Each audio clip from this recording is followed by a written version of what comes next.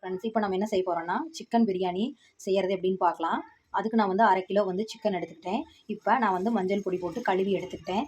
அது கூடவே வந்து கொஞ்சமாக வந்து சில்லி பவுடரு போட்டுக்கலாம், ஒரு 2 ஸ்பூனு. அதுக்கப்புறம் வந்து கரம் மசாலா வந்து 2 ஸ்பூன் வந்து போட்டுக்கலாம். அப்புறம் வந்து கொஞ்சமாக வந்து தயிர் வந்து விட்டுக்கலாம். இப்போ இதையெல்லாம் வந்து நல்லா பெரட்டி வச்சுக்கலாம். அப்போ தான் வந்து இந்த சிக்கனோட வந்து இதாகும். இப்போ இந்த மாதிரி நான் வந்து பெரட்டி எடுத்து வச்சுக்கணும். இது வந்து 1/4 மணி நேரம் வந்து இந்த மசாலாவிலே வந்து நல்லா ஊறணும். அப்போ தான் வந்து நல்லாயிருக்கும், டேஸ்ட்டாக இருக்கும். நம்ம வந்து மசாலா வந்து வறுத்து எடுத்துக்கலாங்க. அதுக்கு வந்து கடாயில் வந்து கொஞ்சமாக வந்து நெய் விட்டுக்கிட்டேன். இப்போ அது கூடவே வந்து கொஞ்சமாக வந்து பட்டை போட்டுக்கலாம், 3 கிராம்பு வந்து சேர்த்திக்கலாம், 2 ஏலக்காய் போட்டுக்கலாம், கொஞ்சம் சோம்பு வந்து போட்டுக்கலாம். இப்போ இதை நல்லா கரிஞ்சிராமல் வந்து நல்லா வறுத்துக்கலாம். இப்போ நம்ம வந்து இஞ்சி பூண்டு வந்து சேர்த்துக்கலாம். நான் அது வந்து கொஞ்சமாக வந்து குறப்பாக நான் வந்து அரைச்சி வச்சுருக்கிறேன். அதை வந்து நம்ம சேர்த்துக்கலாம்.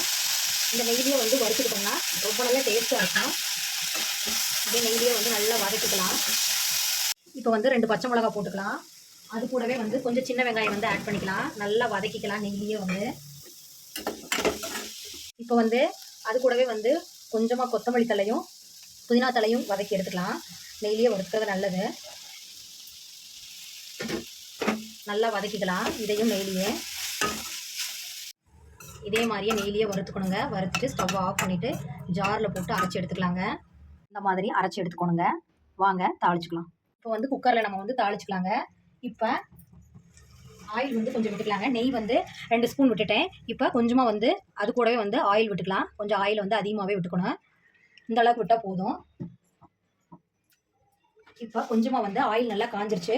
இப்போ கொஞ்சமாக ஜீரகம் வந்து இந்த சோம்பு வந்து சேர்த்திக்கலாம். கொஞ்சமாக சோம்பு கொஞ்சம் சேர்த்திக்கலாம். அது கூடவே வந்து 2 பிரிஞ்சி இலை போட்டுக்கலாம். ஸ்டார் அனைஸ் வந்து 1 சேர்த்திக்கலாம். 2 வந்து மராத்தி முக்கு சின்ன சின்னதை வந்து சேர்த்திக்கலாம். 3 வந்து கிராம்பு வந்து சேர்த்திக்கலாம். அது கூடவே வந்து 2 ஏலக்காய் வந்து சேர்த்திக்கலாம். நல்லா பொரியட்டும், நல்லா எண்ணெயிலேயே வந்து. இப்போ நான் வந்து நல்லா ஸ்பைசஸ் எல்லாம் எண்ணெயில் இதாகிடுச்சு. இப்போ வந்து நான் 2 மீடியம் சைஸ் வெங்காயம் வந்து கட் பண்ணி வச்சுக்கிறேன். சின்ன சின்னதாக நல்லா ஸ்லைஸ் மாதிரி கட் பண்ணி வச்சுக்கிறேன். 2 மீடியம் சைஸ் பெரிய வெங்காயம் வந்து நான் வந்து அதை வந்து சேர்த்திக்கிறேன். நல்லா வதக்கிக்கலாம். நல்லா வந்து வதக்கணும் வெங்காயம். இப்போ இது கூடவே வந்து 2 தக்காளி வந்து நான் கட் பண்ணி வச்சுக்கிறேன். இதை வந்து ஆட் பண்ணிக்கலாம். இப்போ இது கூடவே வந்து கொஞ்சமாக வந்து உப்பு சால்ட் வந்து சேர்த்திக்கலாம். அப்போ தான் தக்காளி வந்து இந்த உப்புலேயே நல்லா வெந்து உடைஞ்சி வரும். நம்ம வந்து இதை கிளறி விட்டுட்டு கொஞ்சம் மூடி போட்டு மூடி வச்சிடலாம். நல்லா அந்த தக்காளியெலாம் வெந்து வரலாம். நம்ம அரைச்சி வச்சுருக்கிற மசாலா வந்து ஆட் பண்ணிக்கலாம். எல்லாம் நெய்யில் வந்து வதக்கி எடுத்து அரைச்சி வச்சுக்கிறோம். இப்போ அதை வந்து நம்ம ஆட் பண்ணிக்கலாம். நல்லா வதக்கணும். இப்போ நான் வந்து நம்ம கலக்கி எடுத்து வச்சுருக்கிற சிக்கனை வந்து நம்ம ஆட் பண்ணிக்கலாம். 1/4 மணி நேரம் நல்லா ஊறிடுச்சு. நல்லா வதக்கி விட்டுக்கலாம். உடஞ்சிடாமல் நல்லா வதக்கணும். இப்போ நல்லா கிளறியாச்சுங்க. இப்போ கொஞ்சம் நேரம் வந்து ஸ்டவ்வில் அப்படியே இருக்கணும், நல்லா வேகணும். அதுக்கப்புறம் தான் வந்து நம்ம வந்து அரிசியை சேர்த்தணும். இப்போ அந்த மசாலாவிலே வந்து கறி வந்து நல்லா வெந்துருச்சு. இப்போ நான் கழுவி எடுத்து வச்சுருக்கிறேன். இந்த டம்ளரில் வந்து 2 டம்ளர் வந்து அரிசி எடுத்து வச்சுருக்கிறேன். நான் நார்மல் ரைஸே எடுத்துருக்கிறேன். இப்போ அதை வந்து நம்ம சேர்த்திக்கலாம். நல்லா கிளறி விட்டுக்கலாம்.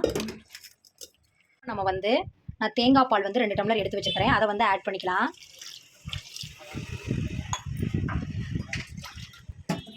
2 டம்ளர் ஆட் பண்ணிக்கலாம்.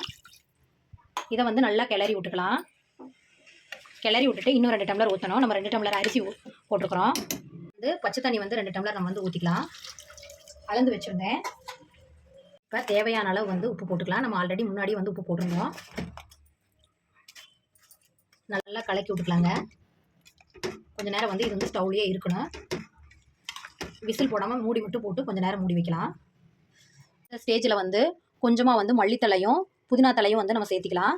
இப்போ குக்கர் மூடி போட்டு மூடி 4 விசில் விட்டு எடுத்துக்கலாம். இப்போ குக்கர் ஓப்பன் பண்ணி பார்த்துக்கலாங்க. இப்போ ஜம்முன்னு வந்து சிக்கன் பிரியாணி வந்து ரெடி ஆயிடுச்சு. கிளறி விட்டுக்கலாங்க. நல்லா உதிரி உதிரியாக இருக்குது.